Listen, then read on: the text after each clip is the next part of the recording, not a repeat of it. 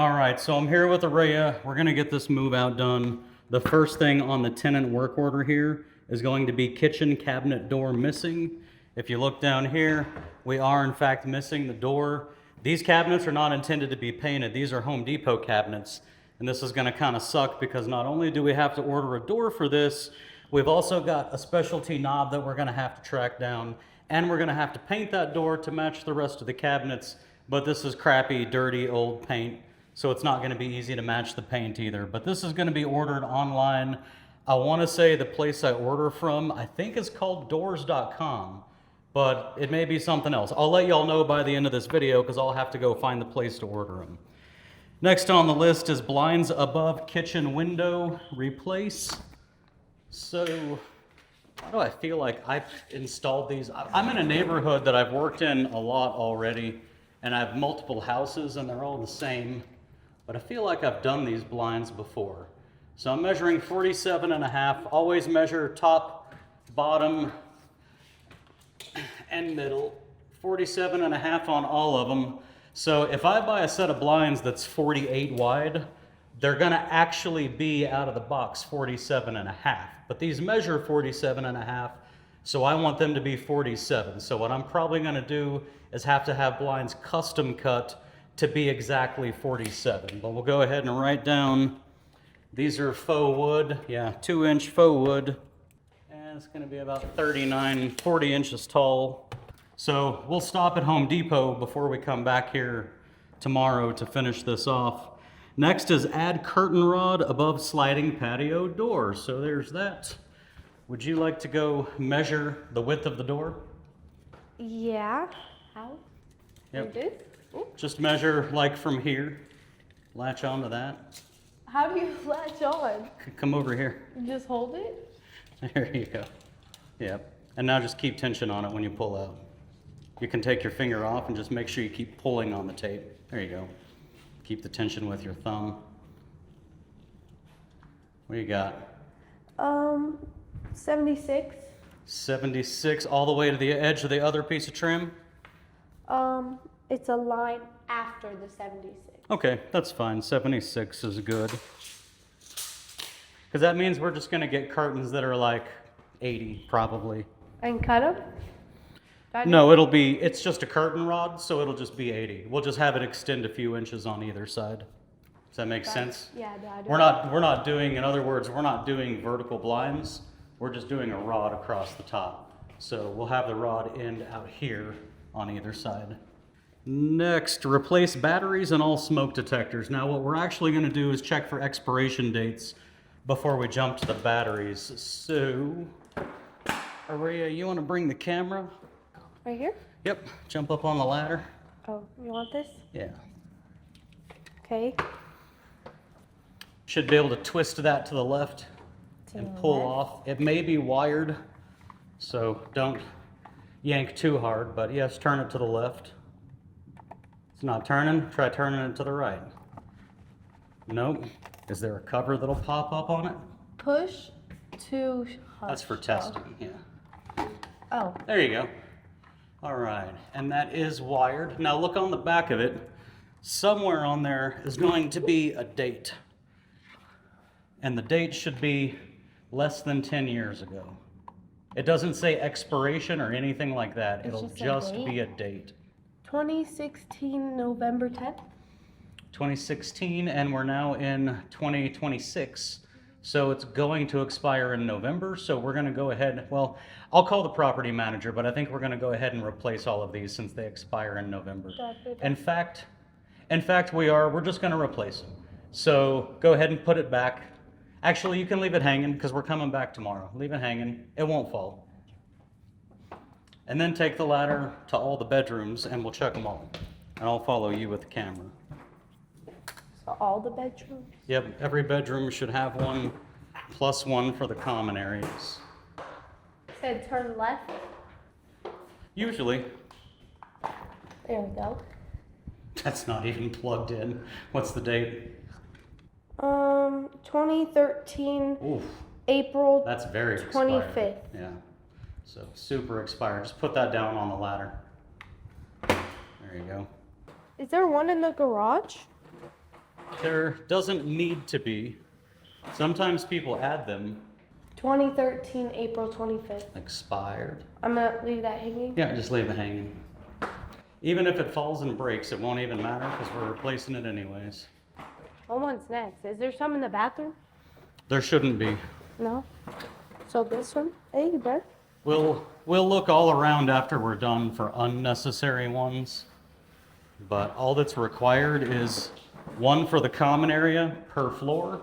So if there was a second floor, you'd need one for each common area.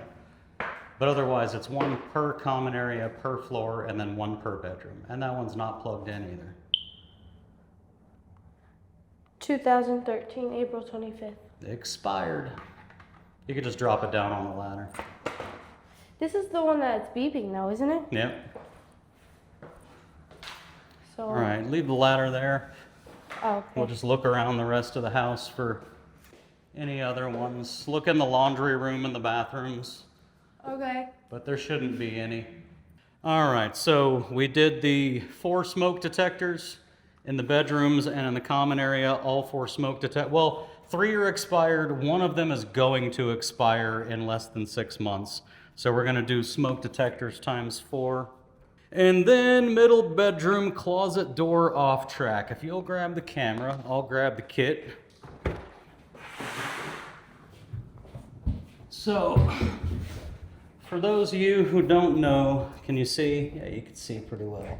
These are the wheels that they slide on. So first things first, just check the wheels. This one I can see is bent and cocked sideways, so that's not good already. I have plenty of spare wheels.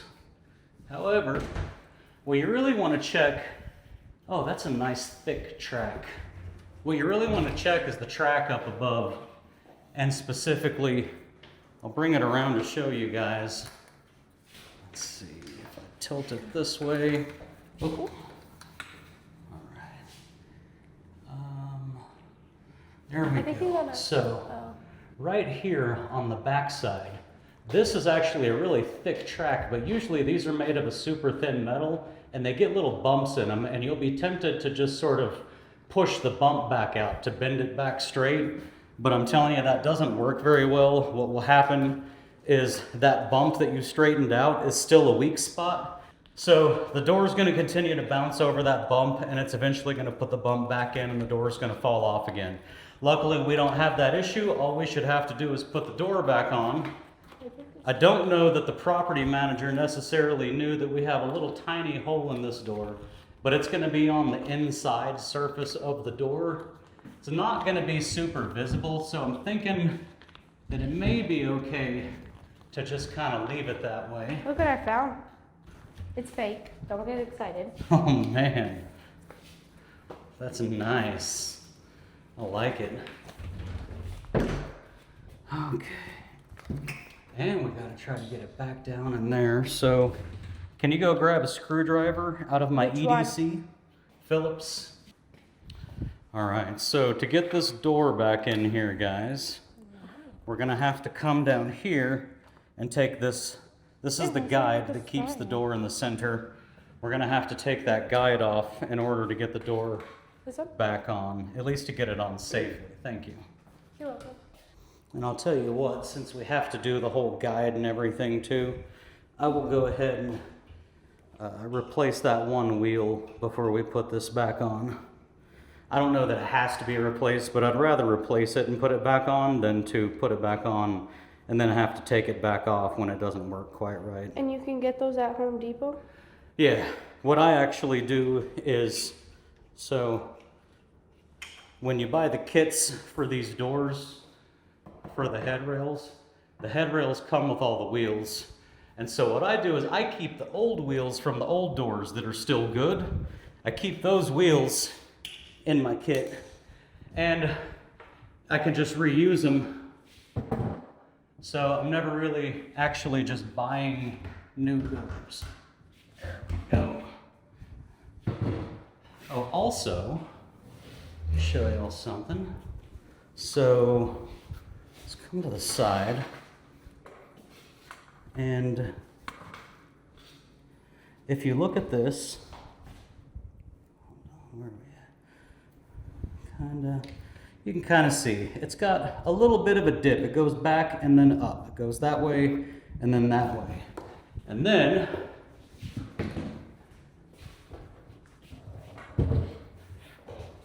this is the other door. And if you look at this one, oops, I want to make sure y'all can see it from the same perspective. If you look at this one, it goes much further in and then back up. There's an inside door and an outside door. So what happens here is the one with the bigger angle, it puts the wheel more towards the center line of the door, which means when it's hanging on the track, it's pushing some of the door back. So what we want to do is, oh, actually I've got them separated in bins already. So here's one with a very steep angle, and here's one with a very slight angle. We're going to replace the ones with a very steep angle because that's the door that was off the track. And that's the door that was bent.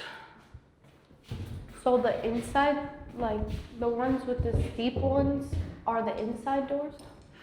Yes, so the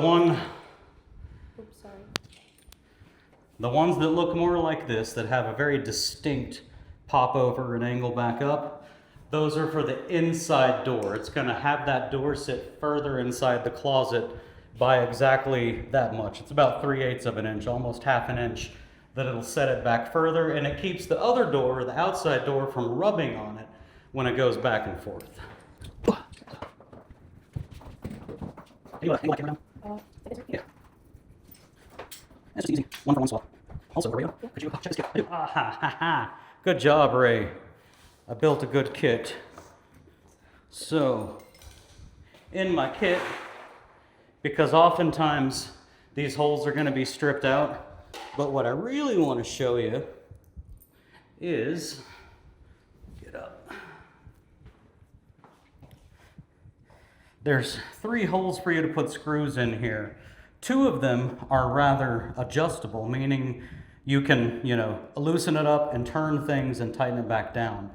This hole right here, this last one, this is like a set screw. So once you get the other 2 in and you like where the door sits, then you put the 3rd screw in. And I like for my stuff to be pretty.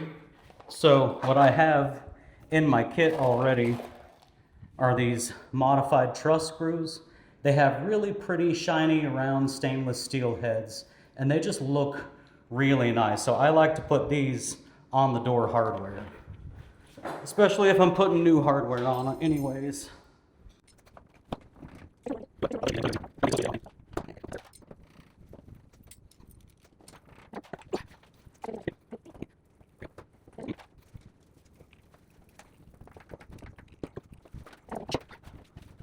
All right, so once you're ready to install these, of course, make sure the wheels are facing you, of course, but what you're gonna do is you're gonna tilt it back like this, and you're gonna go to that back rail and just hang the wheels on the back rail and let go, and it hangs there. And then get your next door. This one we didn't change any wheels on. It doesn't seem like we need to. You're gonna do the same thing. You're gonna angle it back like this, bring it up to the rail.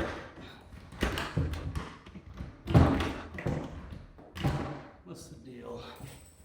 You never know, we might end up getting new wheels on this one. There we go. I felt them pop in.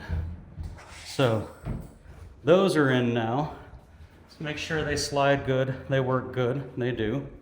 So next is gonna be putting this back. Do you want to put this back? What is that? That's the guide on the bottom that goes in between the doors. Right here? Yeah, where'd that screwdriver go? I'll put it up here. There we go. So, yeah, you can see the holes. So do this. Leave the doors hanging. And then you just want to let your screws pop up and then slide this between the doors. And then before you get that one in too far, I would start the other one just to make sure you got good thread started on both of them. Yeah. There's really no way for that to be bad. Oh, I mean, we're going in the same holes that it was in before, and those were already well placed. So there are ways for it to be bad, it's just highly unlikely. While Aria is tightening the screws down,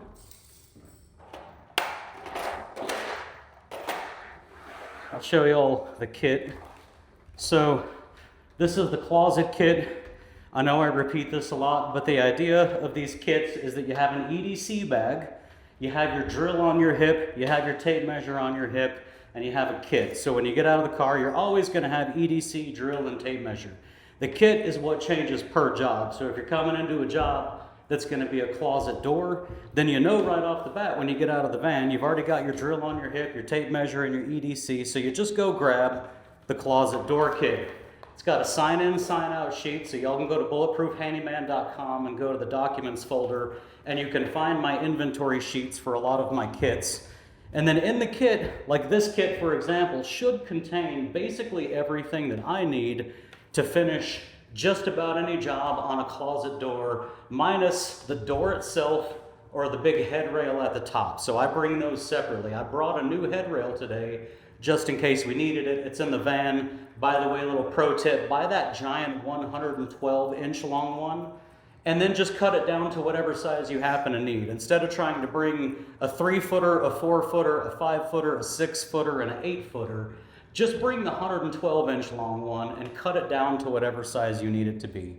So up here in the top, I have, for example, I have hinges for bifold doors that connect the two bis of the bifold. I have, in fact, most of the top here. Here's the spring that goes in the middle of the bifold doors. Here's the pin that goes on the bottom to mount the bottom of the bifold door. I've got all my bifold door parts up here.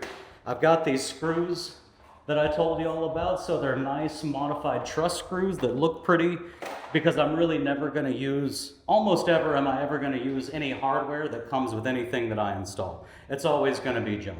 I think this is... Oh, is it just turning? No, I think it's Oh, it's good. tightened, unless it's not.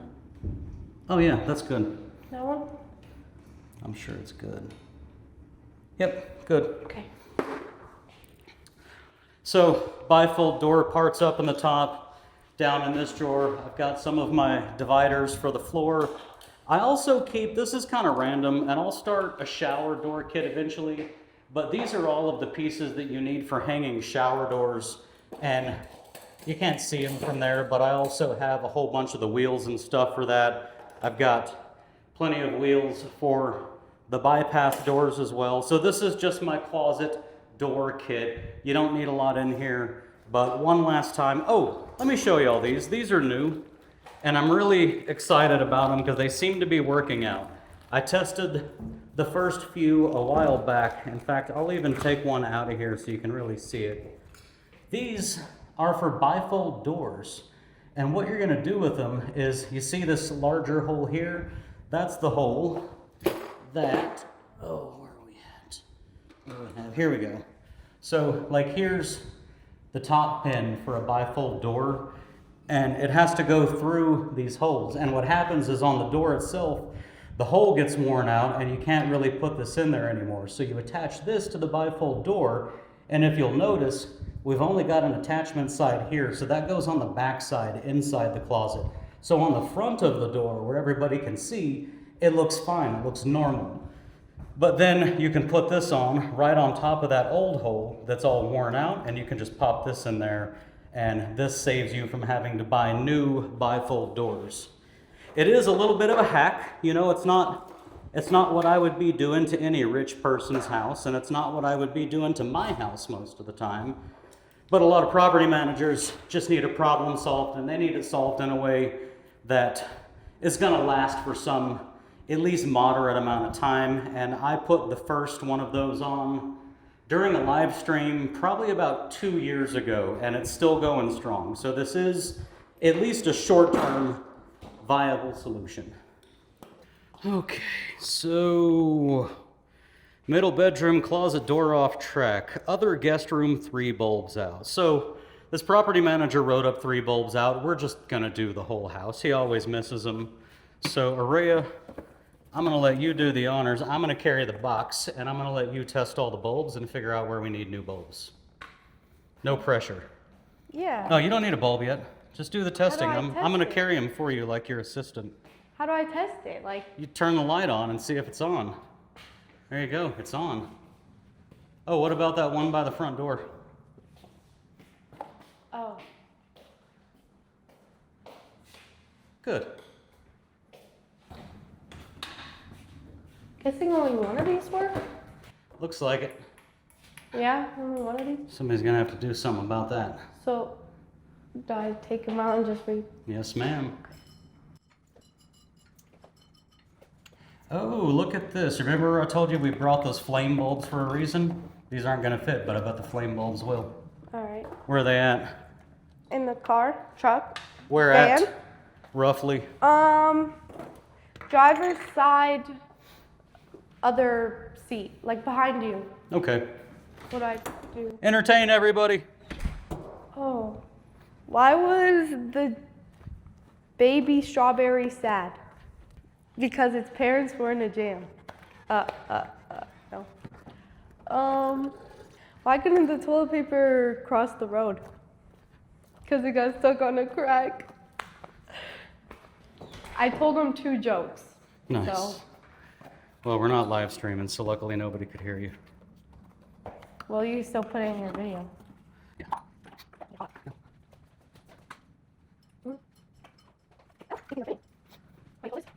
I don't think they're fitting.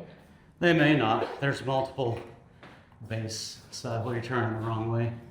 Oh, I'm turning the wrong way? Yeah. Oh, then that's probably why they're not. Oh. I knew that.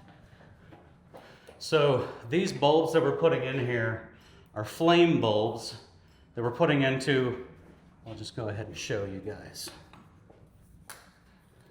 So this is what we had originally. They're round bulbs, but they have the very tiny base. And then here we have the flame bulbs that we put in. So I'll tell you something, depending on the move out, depending on the property, depending on the company and the property manager, I might replace this one with a new flame bulb. This particular property is a crappy property of the crappy part of town with a property manager who doesn't want to spend much money. So we're not going to replace that because in the end, all we want is for every bulb to work for this property. But this is important. You have to know what your clients want. My clients, some of them are very cheap and would absolutely just prefer this as long as the lights are on. I have other clients that if I do this, they'll send me back to this property to replace that one bulb as a callback for free because I know that those property managers want all of the bulbs, not only the bulb type and size, but even the color of the light coming from the bulb. However, they're also aware that I am going to charge extra money for that. So if I have to match the color, if I have to spend an extra 20 or 30 minutes out of my day trying to find a bulb that matches the color precisely, then I'm going to match the color and I'm going to charge for that extra time. Or I'm just going to replace all the bulbs in the one fixture so that they all match each other. But we're not going to do that on this one because this is a cheap property and a cheap property manager. That one's working. Let's see if there's any bulbs in the garage. Sometimes there are just regular light fixtures in the garage. Did I just lock it? The deadbolt on that, there you go. The deadbolt catches. Oh. Yep, so we do have a fixture, but the bulbs are working. And that is a stinky garage full of trash. Oh. This whole property is a stinky, nasty property full of trash. Where's the light? Did we check this bedroom yet? I don't know. We did. Well, I don't know if we did, but they're Well, on. those work. The bathroom light. Bathroom. Oh, look, Emily is gonna love these. This one, only one light doesn't work. One light doesn't even have it, so. So you just put another one of those one lanterns Yep. in here? Did you bring the box in or no? No, well, I did. I brought it in the kitchen. It's by the closet I see kit. it. He said this way? Yep. Perfect. All right. So we got all the bulbs. Let's go see what's next. Laundry door hole. Let me show you guys this. I have a policy all of my property managers are aware of. I do not patch holes in doors like this, ever. By the way, I say this all the time, just FYI, it seems like every time there's a hole in a wall, it's fist sized and it's about the height of a fist. So figure out what you want to figure out from that, but it seems like they're always fist size at about fist height. I don't patch holes in doors. Yes, it's possible. However, doors flex and doors can crack out, and I'm not going to get a call back. And it's ugly. So what we're going to do is when we come back here tomorrow, we're going to replace this entire door, which means right now we need to make sure we have accurate measurements for this door. So this is a 32-inch door. It's been shaved down a bit, which means we're going to have to shave it down. Should be 80. They're all 80. Yep, 80. But this one is actually 79.5. So we're going to purchase a 32, I said? Yeah. We're going to purchase a 32 by 80, and then we're going to come here and we're going to cut it down and replace this door with that one. Looks good. What is this for? I thought it was to catch the doorknob. Yeah, that's to keep the knob from making a hole in the wall. What knob is this then? That one. Oh. I bet. Next. Oh, did I write down the 32 by 80? Is my paperwork in there? Can you grab it? 2 garage door clickers. We've looked through all the drawers and stuff here. We didn't find any clickers. So we're going to program 2 garage door clickers tomorrow. Wipe down lint on walls and laundry room. We're going to use a broom and get some lint off, I guess. But that's really something the cleaners will be doing and should be doing. I'm not sure why it's on our list. And then number 10 is patch and paint. So we're not going to do this today. We're going to do it tomorrow. But I'm going to show you all real quick how to patch and paint. I'm going to tell you what my basic process is. And Aria's going to demonstrate. She's going to go over by the front door and demonstrate because she knows all of this. Demonstrate. So what you do is you start at the front door and you pick a side, left or right, and you put your hand on the wall. And then you follow that wall all the way around the house. And if you do that, now while you go, you're looking for holes, you're looking for hardware, you're looking for tape, you're looking for anything at all on that wall that shouldn't be there, like this tack up here. And what you're going to do is you're going to pop it out, or, that's gross. So what you do is you follow around. You don't literally have to have your hand on the wall, but you act as if your hand is on the wall. That way, when you go through this house, you can't miss a wall. If you just go randomly room to room, you're going to end up missing an entire wall somewhere, and you're going to end up getting a call back. So, yep, there's another tack up there. So what you're going to do, and you do this with blue tape, and we'll demonstrate this tomorrow, but you go around that's okay, we'll get it tomorrow. Okay. You go around the entire house, not literally with your hand on the wall, but if it helps, you can do it that way. And you just follow the walls all the way around. And as you follow the walls, you put tape. So I see there's a ding in the wall right here, so I'm going to put a piece of tape about 6 inches above it, or 6 inches below it. So I know when I come back and I see pieces of tape, I know that I need to look either 6 inches up or 6 inches down. See, there's another one up there and I'm short, so I'd put the tape 6 inches below it. And you go through the whole house doing that. When you're done, oh, by the way, you do want to look for, and we actually have a good example here. The one time that putting your hand on the wall doesn't work is when you have these little central partitions or whatever you want to call it. This center partition that the fridge is attached to and that comprises the hallway, as you can see, you would never get that with one hand on the wall. So you have to look for that. But as long as you don't have that, then the one hand on the wall thing works. So you go all the way through the house, you put all of your tape on the walls where all of your holes are, and then you do a second run. And your second run, you start at the same place, and you start going around the same walls in the same order, but this time, you're actually pulling nails and stuff out of the wall. The first time, you're just adding tape. The second time, you're actually pulling all of that hardware. So you're taking a ladder or something with you, a little cart, you're pulling all the hardware, and you're adding tape because you're finding new holes that you missed on the first round. And then after you make all your rounds again, then you're going to do a third round, and your third round is going to be twofold. It's going to be to patch all of the holes, but also to find more holes. So now 3 times you've gone through this entire house by this point. 3 times you've gone through looking for new holes, and you're adding the tape every time you go through.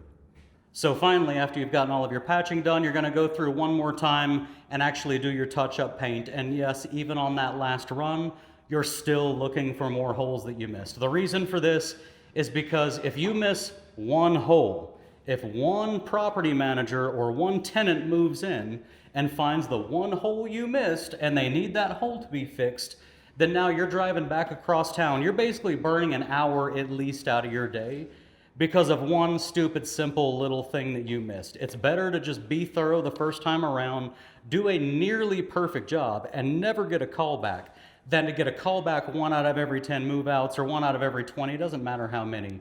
It's better to just never get those callbacks. So that's what we're gonna be doing tomorrow. What else is on this list? Okay, that's the end of that one for patch and paint. Next is the owner. All of these properties are gonna have an owner meld and a tenant meld, or an owner work order and a tenant work order. So this one is going to be master bathroom towel bar falling off wall and master bedroom replace warped blinds, and then finally replace air filters. So the air filters over here. Aria, would you mind getting the ladder and getting up in here and figuring out the size of this filter? Because I don't see it written down anywhere that we can read it from down here. Where'd you put Yeah, make sure you hold the other end up while you pull that one down. Do you need a little tool for it? There you go. Now you should be able to let this hang. Yep, that's hanging. Sometimes those are broke, so you got to be careful like Aria was, but now you can just pop the edge of that filter down and read the size. You can grab it like from inside like that. Or that's good too. Oh my God. And I don't see a size written on it except that, but that's just, oh, that's a date. It says June 26th. There's no size written on it. It says 8/6. So Alex's birthday. 8/6/26. Oh, August cool. 6th. Oh, that means they just now changed it. So put that back. We won't change it. This says 8/6/26. So I'm guessing that's the tenant's way of saying, hey, this is a brand new filter. So we're just going to go ahead and leave that. Oh. All right, let's go to the bedroom and the bathroom. We won't need the ladder anymore. Bedroom and the bathroom, that one? Yeah. Take the tape measure, and we need to measure the window here for new blinds. Sideways? Yep. And when we measure windows for blinds, we measure top, middle, and bottom. So if you'll start measuring, I'm going to go grab the piece of paper to write it on. Here, hold this. I just got smacked in the face. So here's how you do this.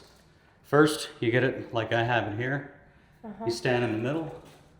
Go behind this. If you try to go in front of it, then it just pops it out, right? So go behind that. Okay. And then you can just take that over there and go 59.5. So let's get it closer to the top though. There we go. So 59.5.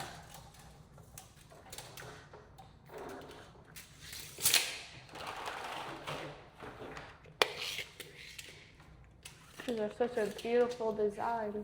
So watch again. Get plenty of extra out. And then you can just hold it like this and stand here and do that. 59.5. 59.5.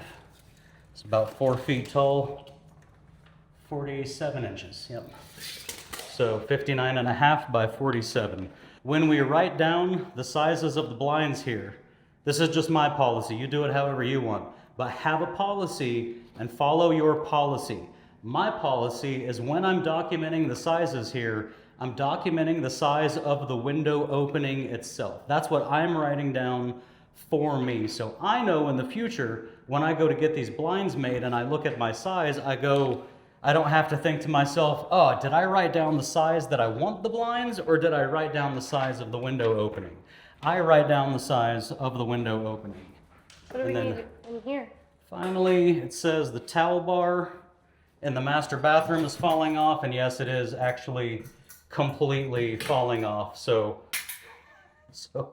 what we're gonna do is just completely reinstall this. And you know what? We can do that today.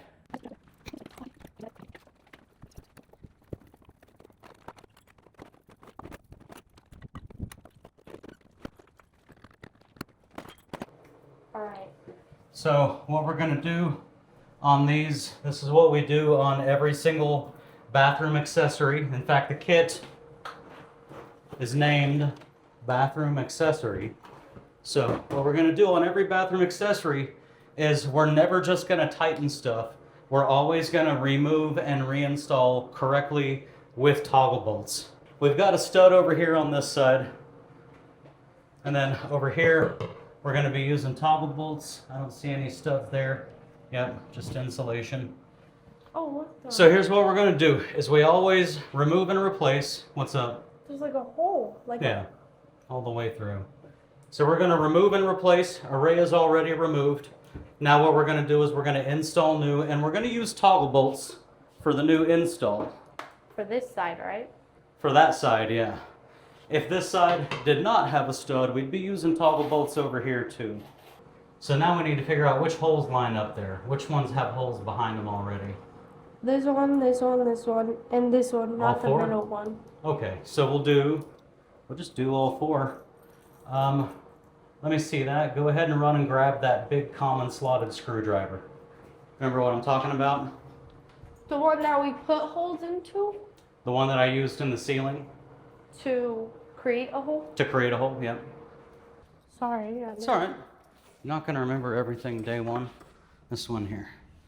Remember, Oh. so this one is wide enough that it should make a hole big enough for that to pass through.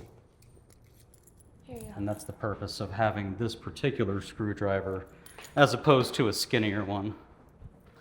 All right, so you can wallow out those four holes.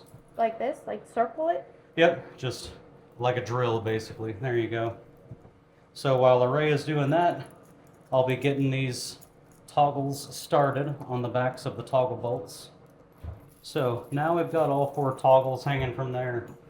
Did you get all of them wallered out? I'd say so. So with the divot, this is fun. This is also a little bit of overkill, but first, what we'll do, now this guys, this happens to be liquid nails, but I want to point something out. I'm going to apply bedding to the back of this. It's not to glue it to the wall. The goal here is not for this to provide any actual structural support. What this does, this could be any kind of caulk. All it is so that when this is flat up against the wall, if anybody tries to shift it left or right or up or down, it just keeps it from sliding. But I want to be clear, the toggle bolts are doing the work of actually holding this to the wall. The liquid nails happens to be liquid nails. It could have been any kind of caulk. It's just a bedding to keep it from sliding. So I'm going to apply a little bit of liquid nail. I'll just stick a little dab right in the middle there. And then Aria can make sure that the divot stays facing up and get all four of those bolts into all four of those holes. Oh, I just push? What? There's like... Well, you kind of have to squeeze. You don't have to squeeze the bolt shut, but it helps if you do, as you can see. But if you get one side in all the way, then it can get hard to get the other sides in. So you have to play a little balancing game. Yeah, just like that, to kind of get them all. It's good to get them all started and then finish off pushing each of them through together after each one has been started individually. But you're doing good. You're getting it right in anyways. There we go. Pop them all through. All right. Next. Boom shakalaka. Now, of course, you can use a drill for this next part if you want to, but you want to pull this so that it's got pressure on it. Oh yeah. So And then I just kind of do this a little bit on each one. And I just kind of go in a circle. So I do a few on that one, a few on each one, over and over and over until you get them all in.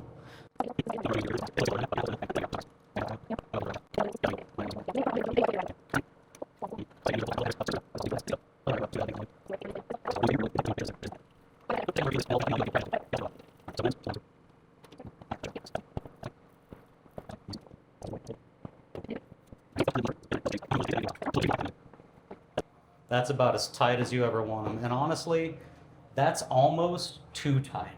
It's not too tight, but it's almost too tight. So there you go. Just one?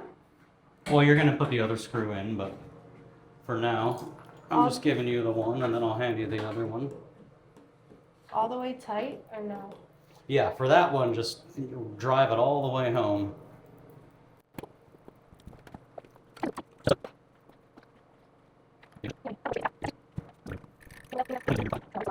So, the next thing is going to be to put these on. Remember what I told you about the set screws?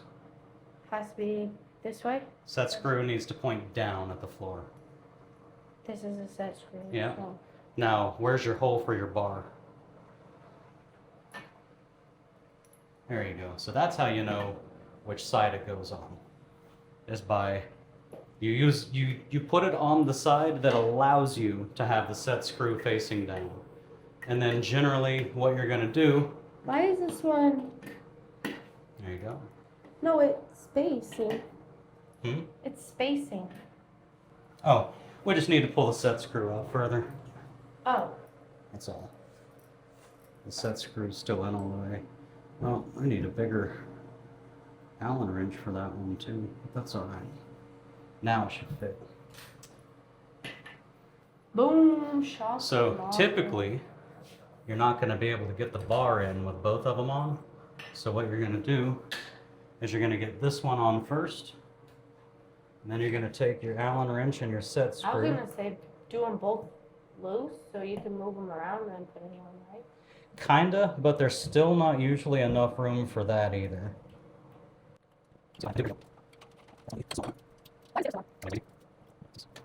We're still going to be all right. You just got to be careful when this is too small.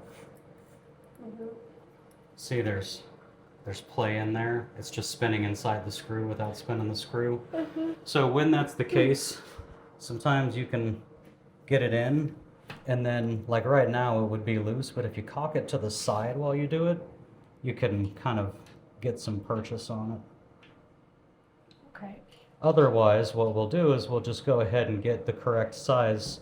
We'll get more than one size, so we'll get a bigger one. We'll leave this in the kit, or, well, we have that one, which would be the same as this. So we'll just add the right size to the kit. So what you're gonna do, also notice when these have cuts in them, sometimes they do, sometimes they don't, but if they do, then you usually need to line it up just right. It's probably gonna be that way. I don't feel it dropping into anything. Yeah, there should be. Oh, it's bright. Yeah. See?